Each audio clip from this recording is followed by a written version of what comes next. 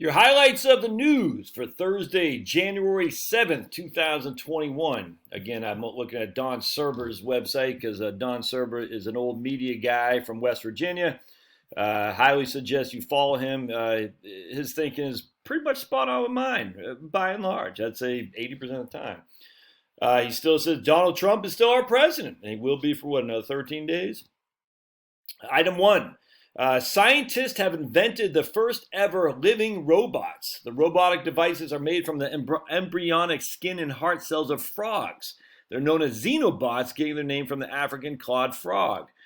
Xenobots, developed by scientists at Vermont and Tufts University, are the first ever robots to be created entirely from living material.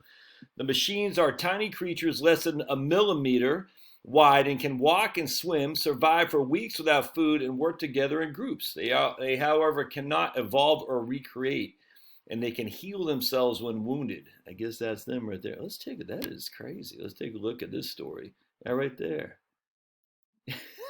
What the hell?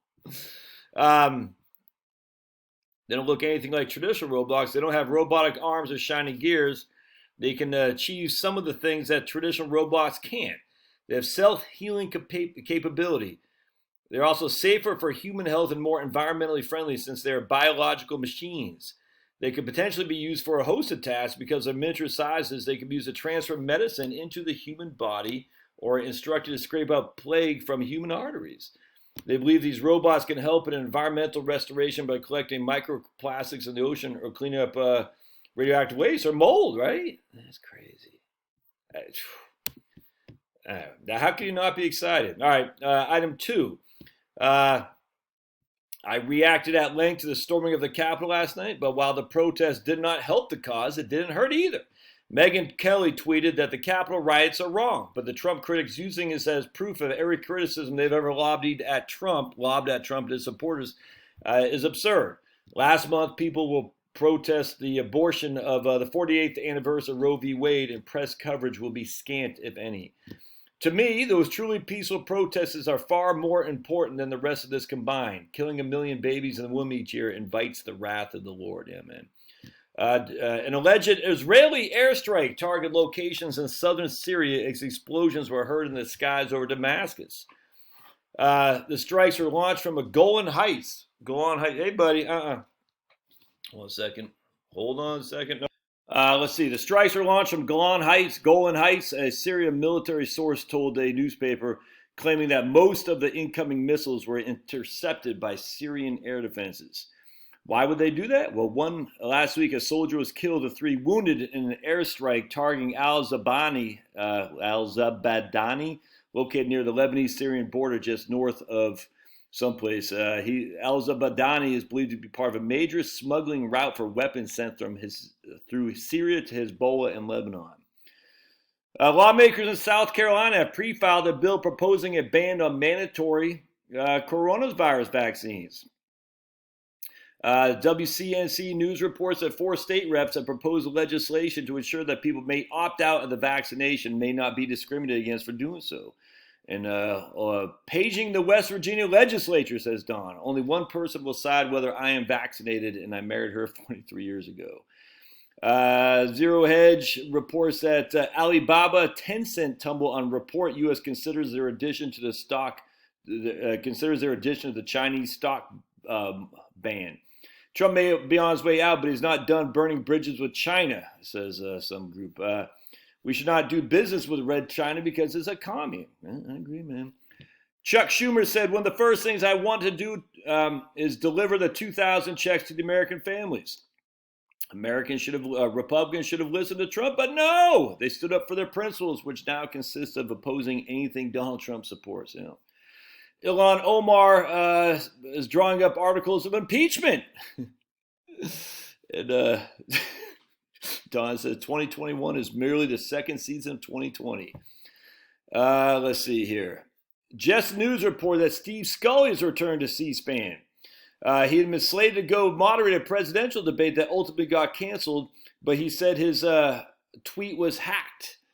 He eventually admitted that he lied about his social media getting hacked. Look, he's just a pawn scum, from the swamp. That's all there is to it. They all do it. They seek help from the political opposition to Republican president.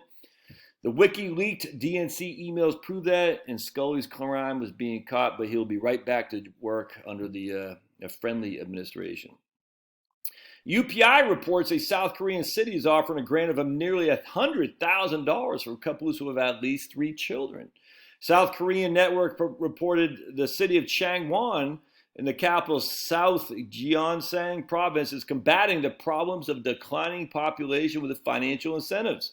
The new policy grants loans of 100 million South Korean won, or $92,000, to all married couples residing in the city. If the couple gives birth to 1 child, the interest on the loan would be waived. For 2, 30% of the loan principal would be forgiven. If the family has 3, the entire loan is forgiven. The Epoch Times reports Beijing is looking forward to a new U.S. administration after Foreign Minister Wang Yi said Democratic Joe Biden represented a new hope with a Sino-U.S. relationship.